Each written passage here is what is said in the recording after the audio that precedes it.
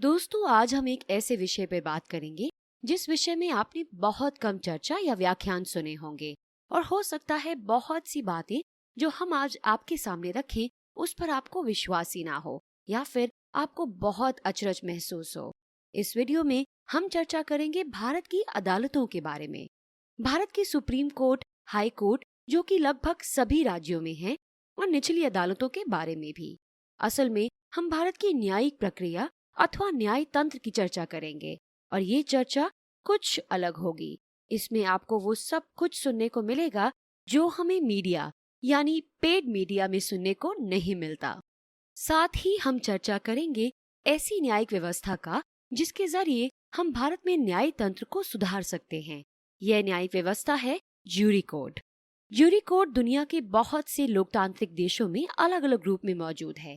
ऐसा देखा गया है कि जिन लोकतांत्रिक देशों में ज्यूरी अदालतें मौजूद हैं, वहाँ की अदालतें बेहतर न्याय करती हैं और इसीलिए वे देश जज वाली अदालत के देशों से बेहतर तरक्की करते चले गए।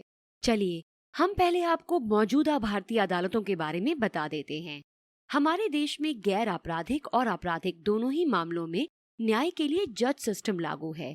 करोड़ों नागरिकों के ऊपर सरकार कुछ 200 से 2000 व्यक्तियों को 20 से 35 वर्षों के लिए नियुक्त करती है, जिन्हें जज कहा जाता है। इन मुट्ठी भर व्यक्तियों को देश के सभी मामलों में दंड देने या रिहा करने की स्थायी शक्ति दे दी जाती है। उदाहरण के लिए भारत में सभी प्रकार के मुकदमों को सुनने एवं दंड देने की अंतिम शक्ति कुछ 22,000 न्यायाधीशों के पास है। किसी शहर के ज्यादातर मुकदमे एक ही व्यक्ति के पास जाते हैं। भारत में जहां अंदाजन 2 लाख जजों की आवश्यकता है, वहां 22,000 जजों के भरोसे देश में करोड़ों मामले वर्षों से अटके पड़े हैं। एक जज अपने सेवा काल में लगभग 5,000 से 20,000 मामलों में फैसला देता है। अमूमन जज किसी अदालत में 3 से 4 वर्ष रहता है, उसके बाद उसका तबादला हो जाता है। मौजूदा जज सिस्टम में कई गंभीर समस्याएं हैं। जजों की नौकरी स्थायी होने की वजह से वे सरकारी अधिकारी, नेता, बड़े अपराधी, बड़े व्यवसायियों आदि से गठजोड़ बना लेते हैं और इन गठजोड़ों के जरिए रिश्वत आदि लेकर अधिकारियों, नेताओं, अपराधियों को गलत काम करने में मदद करते हैं। दूसरी बड़ी समस्या यह भी है कि अगर कोई निर्दोष व्यक्ति है तो उसके पक्ष में निर्णय देने के लिए भी जज उससे रिश्वतखोरी करने की शक्ति रखता है, जैसे कि निर्दोष व्यक्ति को तारीख देकर अदालतों के चक्कर लगवाना। चूंकि लगभग सभी छोटे बड़े अधिकारी जजों से गठजोड़ बना लेते हैं, इस वजह से अगर किसी अधिकारी के खिलाफ भ्रष्टाचार आदि की शिकायत अदालत में करो तो जज उसे बिना किसी सजा के अक्सर छोड़ सकता है, जिस वजह से सरकारी अधिकारियों और अन्य कर्मचारियों में जनता से रिश्वतखोरी करने की हिम्मत बढ़ती है। भारत की पुलिस, अस्पतालों, स्कूलों में भ्रष्टाचार की सबसे बड़ी वजह यही है कि हमारी अदालतें भ्रष्ट हैं। अगर किसी स्कूल में शिक्षक सही से ना पढ़ाए और आप उसकी शिकायत अदालत में करेंगे तो जज कुछ रिश्वत लेकर उस शिक्षक को छोड़ देगा, जिससे बाकी शिक्षकों के मन में सजा मिलने का भय खत्म हो जाता है और शिकायत करने वाला भी आगे से किसी अन्य व्यक्ति को गलत करता देख शिकायत करने अदालत नहीं जाता। अगर आप थोड़ा चिंतन करें तो पाएंगे कि भारत के सभी सरकारी विभागों में भ्रष्टाचार की मूल वजह सिर्फ अदालतों का भ्रष्टाचार और निकम्मापन है। अगर अदालतें निष्पक्ष और तेजी से निर्णय देकर कुछ गलत लोगों को सजा करने लगे तो अन्य अपराधी अपने आप ही सबक सीख जाएंगे। तो समझने वाली बात यह है कि मौजूदा अदालती व्यवस्था जिसमें जज बैठकर निर्णय सुनाता है, कई मायनों में देश का नुकसान कर रही है। अब हम आपको बताएंगे ज्यूरी कोड के बारे में, जिसमें अदालतें 99% तक ईमानदारी और तेजी से निर्णय सुना पाएंगी। चलिए, अब हमने जज सिस्टम तो समझ लिया, अब हम बात करते हैं ज्यूरी कोड की। ज्यूरी कोड में मुकदमे की सुनवाई के लिए 25 से 55 आयु वर्ग के 12 से 1500 नागरिकों का चयन जिले की मतदाता सूची में से लॉटरी द्वारा किया जाता है। नागरिकों के इस समूह को ज्यूरी मंडल कहते हैं, यानी ज्यूरी पैनल। जी हाँ, आपने सही सुना। ज्यूरी में आम नागरिक अदालत में बैठ के सारी तफ्तीश सुनते हैं। ज्यूरी के सदस्य दोनों पक्ष के गवाह, वकील आदि को सुनते हैं, जैसे मौजूदा सिस्टम में जज करता है। ज्यूरी मुकदमे को सुनती है और सबूत देखकर फैसला देती है। ज्यूरी सदस्यों की संख्या निर्भर करती है कि मामला कितना गंभीर है। प्रत्येक मुकदमे के लिए अलग ज्यूरी होती है और फैसला देने के बाद ज्यूरी भंग हो जाती है।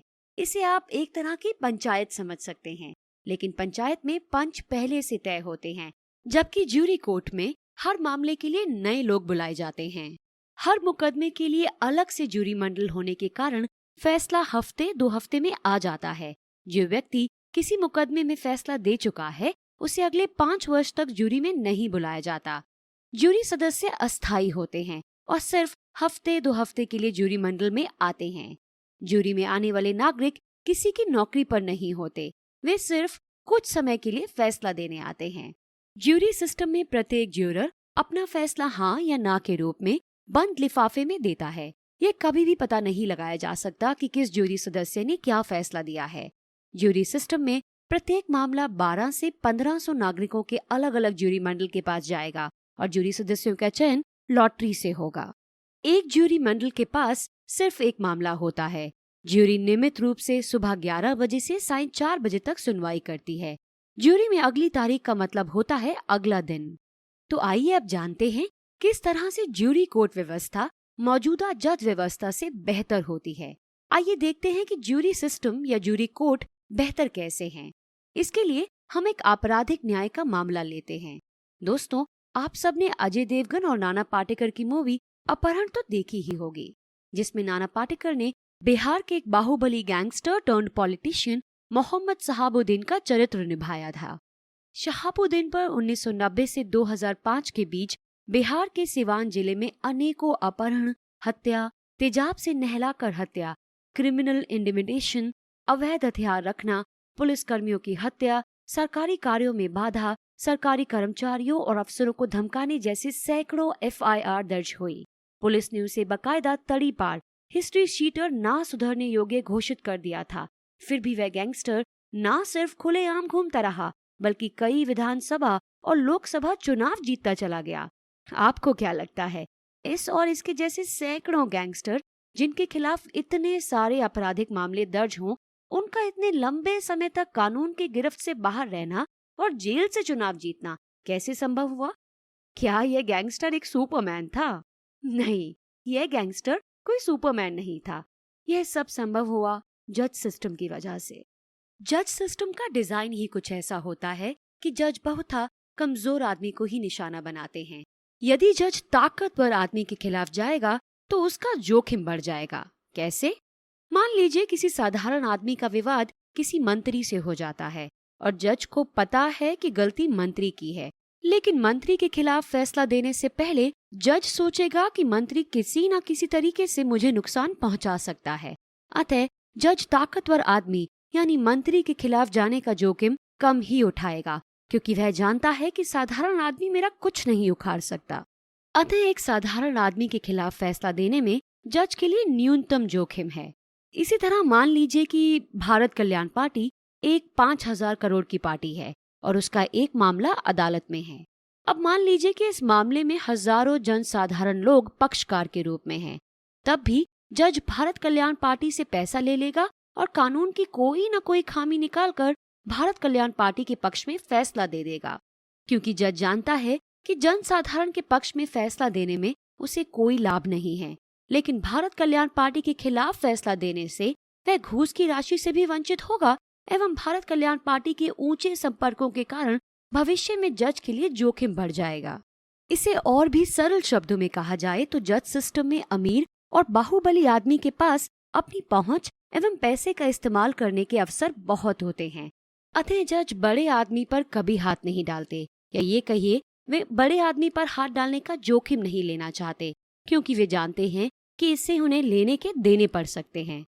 इसलिए जब भी किसी बड़े एवं छोटे आदमी की लड़ाई होगी तो जज स्वाभाविक तौर से ताकतवर आदमी को छोड़ देगा और कमजोर की गर्दन मरोड़ देगा। अब चाहे इसमें कमजोर आदमियों की संख्या कितनी भी अधिक क्यों ना हो। जबकि अगर हमारे देश में ज्यूरी कोर्ट व्यवस्था होती तो जिस दिन शहाबुद्दीन ने अपनी जिंदगी की पहली चोरी या गुंडागर्दी की होती, उसी के कुछ दिन बाद वो जेल पहुंच गया होता।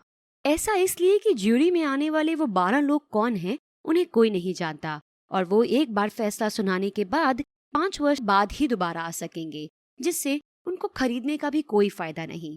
और अगर शहाबुद्दीन ने उन 12 लोगों में से किसी तरह से 2-3 को कुछ पैसे अदालत के बाहर दिए भी होते तो वे 2-3 लोग पैसा रख के शहाबुद्दीन के खिलाफ भी फैसला सुना देते।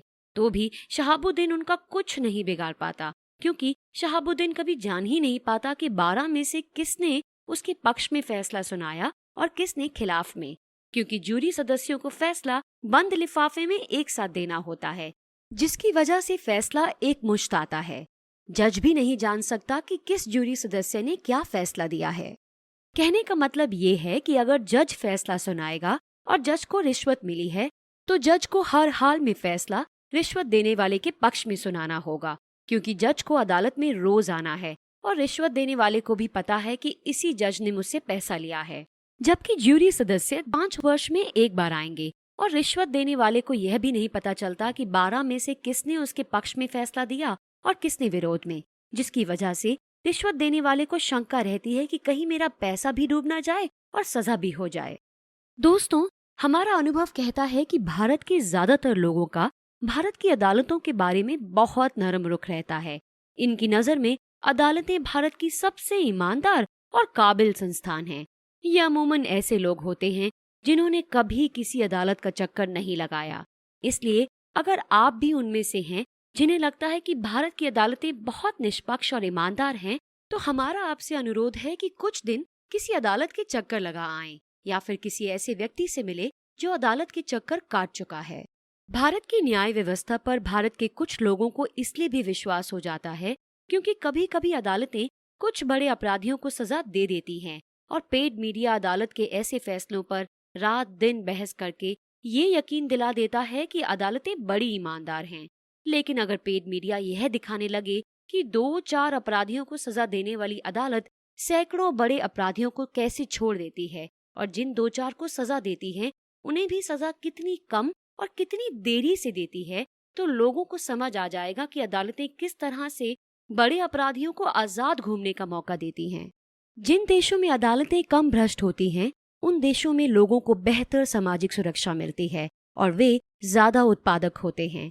पश्चिमी देशों में ज्यूरी सिस्टम 600 से 700 वर्ष पहले आया और इसी वजह से आज वे विकसित राष्ट्र बन गए। उदाहरण के लिए अमेरिका सन 1780 तक एक गुलाम और पिछड़ा देश था। सन 1780 में आजादी के बाद उन्होंने ज्यूरी सिस्टम लागू किया, जिससे वहां तेजी से उद्योग व्यवसाय विकसित हुए और सन 1890 तक अमेरिका एक विश्व शक्ति के रूप में उभरा। अगले वीडियो में हम चर्चा करेंगे कि कैसे ज्यूरी सिस्टम या ज्यूरी कोर्ट देश में उद्योग और व्यवसाय के विकास में सहायक होता है। और अगर हम चाहते हैं कि भारत के नागरिक भी माइक्रोसॉफ्ट, एप्पल और लॉकहीड मार्टिन जैसी कंपनियां खोलें, तो हमें अपने देश में ज्यूरी सिस्टम लागू करवाना होगा।